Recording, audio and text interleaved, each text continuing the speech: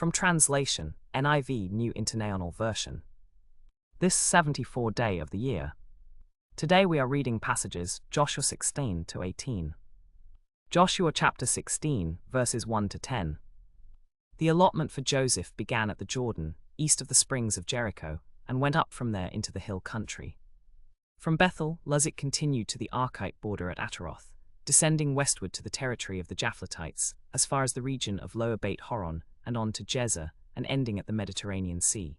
So Joseph and his descendants were allotted the land from the Jordan east of the springs of Jericho, to the waters of Jericho on the east, in the hill country, and in the desert. They went as far as Bethel. The territory of the descendants of Ephraim, according to their clans, was as follows. The boundary of their inheritance went from Ataroth Adar in the east to Upper Beit Horon, and continued to the Mediterranean Sea. From Michmisas on the north it curved eastward to Tarnath Shiloh, passing by it to Jano on the east. Then it went down from Jano to Ataroth and Nara, touched Jericho and came out at the Jordan. From Tappuah the border went west to the Kana brook, and ended at the Mediterranean Sea. This was the inheritance of the tribe of Ephraim, according to its clans.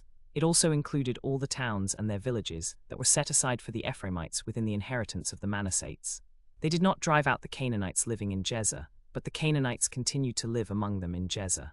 However, when the Israelites grew strong, they pressed the Canaanites into forced labor, but never drove them out completely. Joshua chapter 17, verses 1 to 11. This was the allotment for the tribe of Manasseh as Joseph's firstborn, that is, for Machir, Manasseh's firstborn. Machir was the ancestor of the Gileadites, who had received Gilead and Bashan because the Machirites were great soldiers.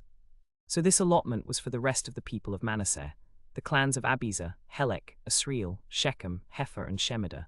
These are the other male descendants of Manasseh son of Joseph by their clans. Now Zelophehad son of Hepher had no sons but only daughters, whose names were Mahlah, Noah, Hoglah, Milcah, and Tirzah. They went to Eleazar the priest, Joshua son of Nun, and the leaders and said, "The Lord commanded Moses to give us an inheritance among our relatives." So Joshua gave them an inheritance along with the brothers of their father, according to the Lord's command. Manasseh's share consisted of 10 portions besides Gilead and Bashan east of the Jordan, because the daughters of Manasseh received an inheritance among his sons. The land of Gilead belonged to the rest of the descendants of Manasseh. The territory of Manasseh extended from Asher to Michmethath east of Shechem. The boundary ran southward from there to include the inhabitants of En-Tappuah. Manasseh had the land of Tappuah, but Tappuah itself, on the boundary of Manasseh, belonged to the Ephraimites. Then the boundary continued south to the Kana brook. There were towns belonging to Ephraim lying among the towns of Manasseh, but the boundary of Manasseh was the side of the brook and ended at the Mediterranean Sea. On the south the land belonged to Ephraim, on the north to Manasseh.